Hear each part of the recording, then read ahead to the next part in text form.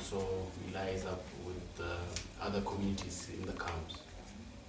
I fled Ethiopia in the year 2004 and arrived here in Kenya on 15 February in 2004. The reason why I fled Ethiopia was that it's happened that there was a mass killing that was perpetrated by the Ethiopian soldiers, that is by extension by the Ethiopian government, and they were targeting the men and the elite. That when they were in bush, those who were in bush were mainly the Anuaks. It's happened even when they came into the country. Those who were on administrative positions were the Anuaks. So their target was mainly the Anuaks. Of course, there were some other tribes, those who were killed by mistake, feeling that they are Anuaks, but they later discovered that they are not Anuak. But the bigger victims, or those who have been attacked, were the Anuaks. And during one of the elections which was conducted sometimes back in 2006, I happened to be the chairperson of the community. We actually have so many challenges, which one among them is for the registered refugees. The challenges are not that much because they are receiving food and non-food items in the camp, though it's not enough, but at least it is something. But the major challenge as of now is the issue of the currently newly arrived refugees. And these refugees, they came from Ethiopia as a result of the current land grabbing which is going on. And most of the Anuaks, they refer to that massive investment or massive land allocation to foreign investors as the realization of what had happened in 2003. Because they found out that most of the regional administration and some other the elders of the Anuak, they are against the policies of the federal government, which is favoring only the islanders, and they don't at all consider the livelihood or the security or the freedom of the local people, which is the people from Gambela. So these people, they came like from early 2011, some came from 2010, but those who were lucky, they were registered. But it's happened that in late 2012, which is sometimes in November, the government of Kenya plus UNHCR, they stopped registration for newly arriving refugees. So far we have around 150 refugees, those who are living in the camp. They are not getting food assistance, they are not getting medical assistance because they are not registered. So in the camp, if you are not registered and if you don't have a ration card, that means you are not entitled to any assistance in the camp. So that is one of the greatest challenges that we are facing as of now. And the community by themselves, or the community structure, has come up with a mechanism that each and every community member should contribute the small they could so that we support these families, those who are not getting food assistance from UNHCR. So it is not easy, it is a problem, and for me, I had an opportunity to go to the camp. I saw it. It's difficult. It's difficult. So we are appealing to any well-wishers who can at least help us with something small, basically the food and non-food items and or cooking utensils. That will help us help these people. So these are the basic problem that we are facing. And the other one is that since we came to Kenya, we almost have something close to 9 years, and children has been going to school, and the only problem is that according to the Kenyan policy, primary education is free, and most of the people, those who used to go to public schools, some of them are already in class 8.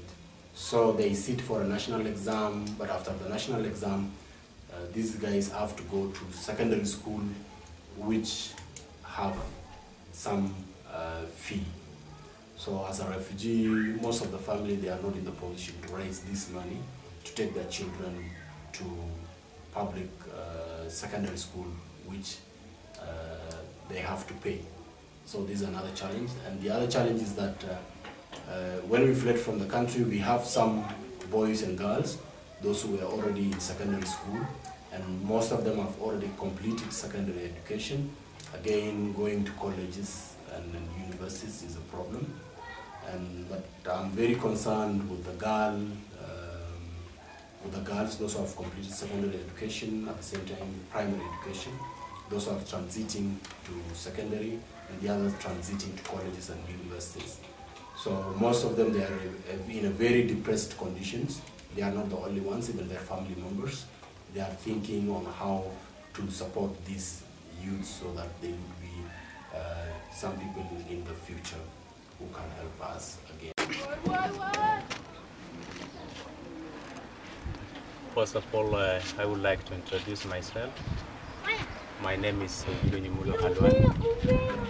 I am the chairman or the leader of Anywa people, or Gambela people, who are residing in Ipo camp. This camp has been established in 1991, before we came here. But from 2003, December 13, that is the time when Anywa people, they come up here because what happened in Gambela, the genocide or massacre which has been carried out by the government troops. The new arrivals, they do have a problem of food, other assistance like plastic sheet for shelter and stools for cooking. So they are in great problem. That is what I want to say for the new arrivals. And also the challenge which is common for the people who had been here and also those who are new arrivals is insecurity. Because of the war, some years back in Somalia, there are some groups or elements who have come to the camp.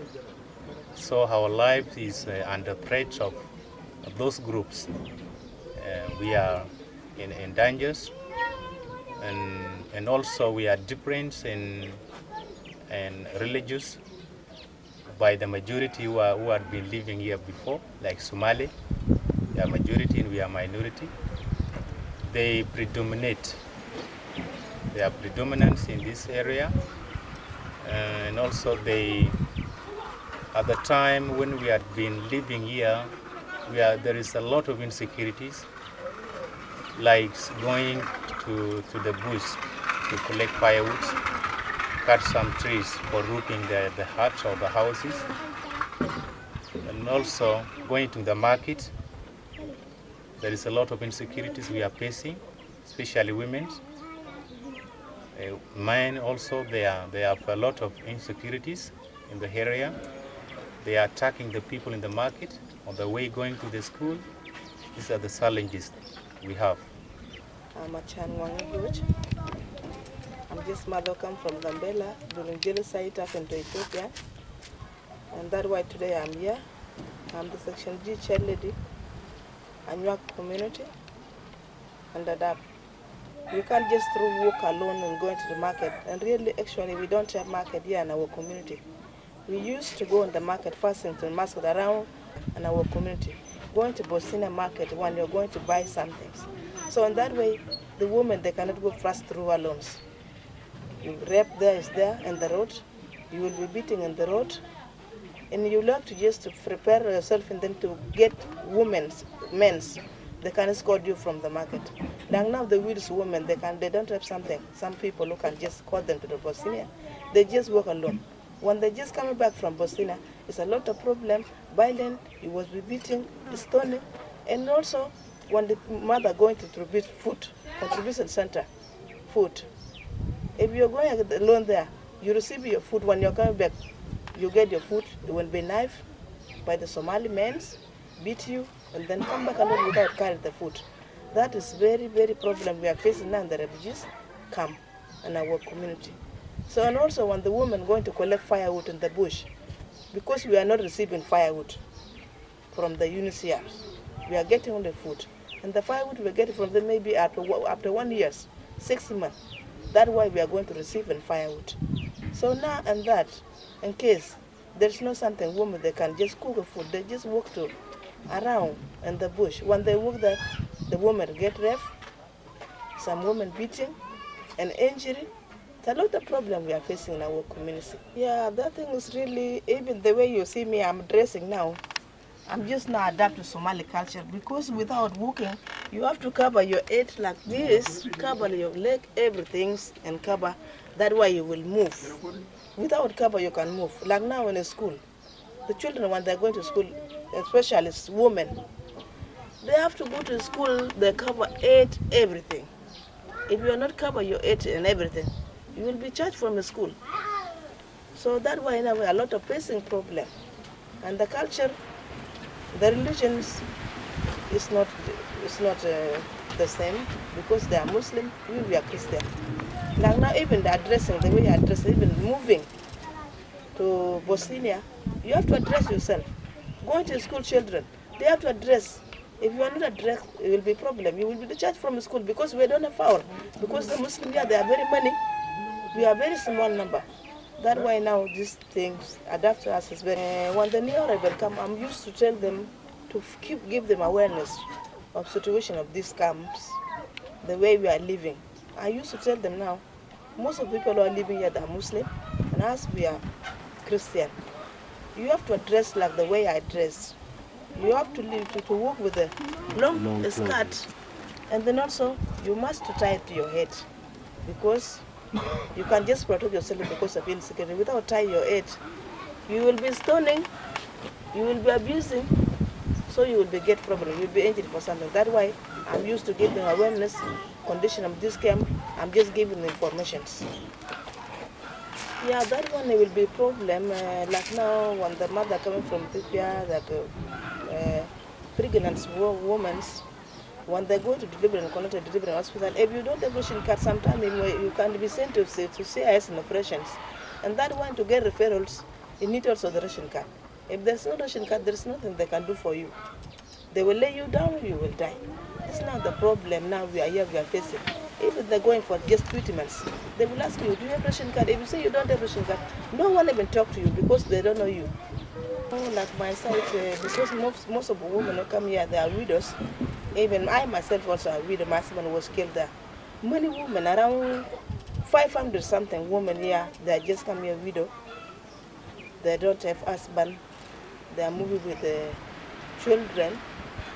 When we are doing here, because we are just arrived here 2004, we just contribute in the ration card because we have firewood. We just make income generation with the beat maker. There's women that can get beat maker. We are traditional back home. We just doing that. Why we are selling. We get income generation for the children, buy the books, the pen for the widows. That's why we are doing. And also that one is not enough because we don't have full budget. We are just doing this thing about our own base thing. We just talk to women because some women they have stress in here because they don't have husband. We used to talk to them. There's some agents like Save the Children. We use also to refer a mother there, so the child can get something good for the child. That's why we are doing.